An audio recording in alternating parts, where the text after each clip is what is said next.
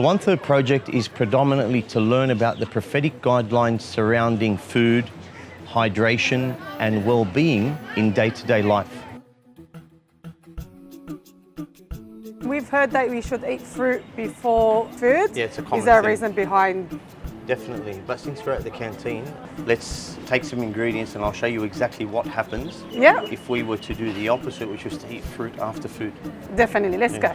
So what you have here is white vinegar, which is going to replicate the environment of the stomach once you've had a meal. Because once you've eaten food, the brain tells the stomach, release all these acids, release these specific enzymes to help you break down, liquefy the food and turn the food into building blocks. So the acidity of the stomach is what the vinegar represents. The bicarb represents the alkalinity of the fruit consumed after food.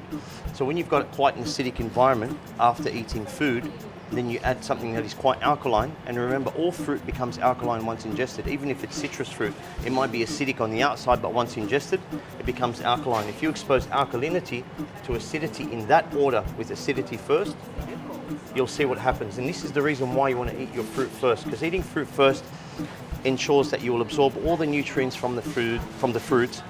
You've got the fiber to help with the digestion of the food, and you'll probably end up eating less as well. Okay. Go for it. Ready? Yeah, put a big heaped teaspoon in there. See that gaseous reaction? That will cause a lot of discomfort for the individual. It's going to overflow there.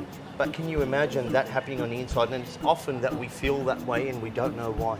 That is one of the reasons why we combine foods incorrectly. We don't combine them according to biological availability, which is something that the Prophet ﷺ taught us to do.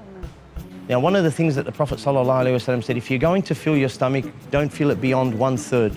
1/3 for the stomach, 1/3 for water, for hydration, and 1/3 for air.